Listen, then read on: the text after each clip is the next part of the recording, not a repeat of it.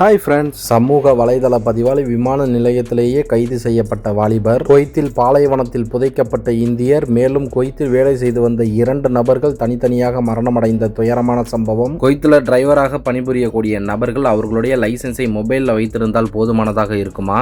இது போன்ற தகவல்களை நம்ம பார்க்க போகிறோம். அதனால் இதை பார்க்கக்கூடிய வியூவர்ஸ், நீங்கள் பார்க்குறது மட்டும் இல்லாமல் நம்மளோட ஃப்ரெண்ட்ஸ் அண்ட் ஃபேமிலிக்கும் வீடியோவை ஷேர் செஞ்சு விட்டுட்டு முக்கியமான தகவல்களை உங்கள் கிட்ட கொண்டு வந்து சேர்க்குற என்னையை சப்ஸ்கிரைப் பண்ண மறந்துடாதீங்க. குவைத்தில் வேலை பார்த்து வந்த ஜீவானந்தம், இவருக்கு வயது 57. இவர் தஞ்சாவூர் மாவட்டம் ஆர்வி நகரை அடுத்த சாக்கோட்டை பகுதியை சேர்ந்தவர். இவர் கடந்த 30ஆம் தேதி 6வது மாதம் அன்னைக்கு மரணம் அடைஞ்சிருக்கிறாங்க. அதே போல குவைத்தில் இருக்கக்கூடிய ஜாபர் அல் அலி பகுதியில் வேலை செய்து வந்த ஹாஜா மைதீன், இவருக்கும் வயது 57 தான் ஆகுது. இவர் திருவையாறு முகமது பந்தர் பகுதியை சேர்ந்தவர் ஆவார். கடந்த 30ஆம் தேதி அன்னைக்கு மாரடைப்பு காரணமாக மரணம் அடைஞ்சிருக்கிறாரு. இப்ப பாத்தீங்கன்னா சட்ட நடவடிக்கைகள்லாம் முடிக்கப்பட்ட நிலையில் 2 நபர்களுடைய உடல்களும் குவைத் ஏர்வேஸ் விமானம் மூலம் சென்னை விமான நிலையத்திற்கு அனுப்பி வைக்கப்பட்டது. இதற்கான அனைத்து ஆவண பணிகளையும் மக்கள் சேவை மைய நிர்வாகிகள் செய்து முடித்துள்ளனர். நான் தொடர்ச்சியா பல வீடியோக்கள்ல சொல்லிக்கிட்டு தான் இருக்கிறேன், வயதானவங்க வேலை பார்த்துக்கிட்டு இருந்தீங்கன்னா தயவு செய்து ஊருக்கு போயிடுங்கன்னு. கடன் காலத்துக்கும் ஒழியாதுங்க. அதனால கடைசி காலகட்டங்களில் நம்ம குடும்பங்களோட சந்தோஷமா வாழ்ந்துட்டு போயிடணும். இப்போ வாங்க அடுத்த தகவலை பார்க்கலாம். குவைத்தில் டிரைவிங் லைசன்ஸ் தொடர்பாக நல்ல தகவல் ஒன்று வெளியாயிருக்கு.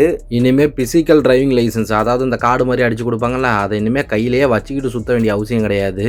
குவைத்தோட உள்துறை அமைச்சகம் தற்போது பாத்தீங்கன்னா டிஜிட்டல் டிரைவிங் லைசன்ஸ் வசதியை அறிமுகப்படுத்தியிருக்கிறாங்க.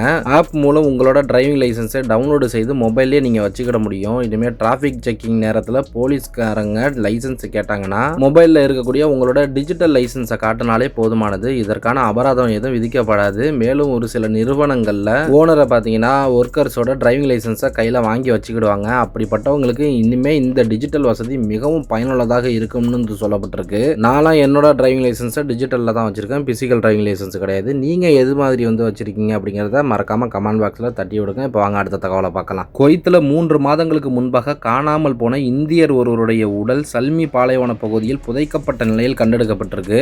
இந்த சம்பவத்தில் தொடர்புடைய நபர்களில் ஒருவரை குவைத்தோட குற்ற புலனாய்வுத்துறை கைது செய்துள்ளதோடு 2வது நபர் நாட்டை விட்டு வெளியேறிவிட்டதையும் கண்டறிந்திருக்கிறாங்க. மேலும் விசாரணையில் இறந்தவர் சம்பவம் நடந்த அன்று ஓனர் கூட தான் அல் சல்மி பாலைவனத்துக்கு போயிருந்திருக்கிறாப்ல. அங்க வேலை பார்த்துட்டு இருக்கும்போது கிரேன் ஒன்று சரிஞ்சு அவர் மேல விழுந்து ஆள் அந்த ஸ்பாட்ல இறந்து போயிருக்கிறாரு. இந்த சம்பவத்தை மறைக்கவும் சட்ட ரீதியான பிரச்சனைகளை தவிர்க்கவும் தானும் தன்னுடைய தந்தையும் இறந்து போனவருடைய உடலை எடுத்துக்கிட்டு போய் பாலைவனத்துல கொண்டு போய் புதைச்சதா சொல்லியிருக்கிறாங்க.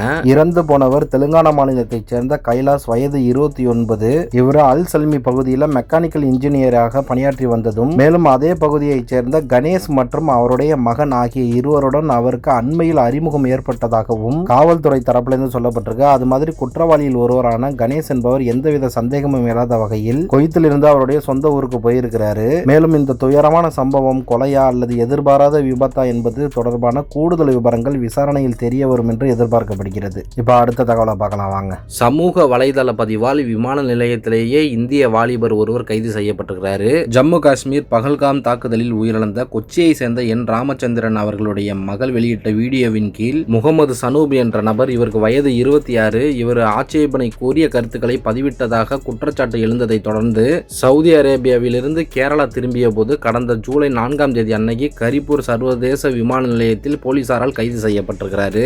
மேலும் கைது செய்யப்பட்ட சனூபோட மொபைலை ஆய்வு செய்த போது முதற்கட்ட விசாரணையில் முக்கிய ஆதாரங்கள் கிடைத்ததாகவும் அதனால் அவர் மீது ஊப்பா சட்ட பிரிவுகளும் சேர்க்கப்பட்டதாக கூறப்படுகிறது. வேற்றுமையிலையும் ஒற்றுமையா இருக்கிறது தாங்க நம்மளோட இந்திய தேசம். இந்தியாவில் கருத்து சுதந்திரம் அதிகமாக இருக்குது. அந்த ஒரு காரணத்துக்காக தேவையில்லாத கமெண்ட்ஸை அவாய்ட் பண்றது என்னைய பொறுத்த வரைக்கும் நல்லதுன்னு தான் நான் சொல்லுவேன். ஓகே நண்பா, அடுத்த வீடியோவில் சந்திப்போம். நான் உங்கள் ஏகே. வாழ்க தமிழ், வளர்க தமிழ்.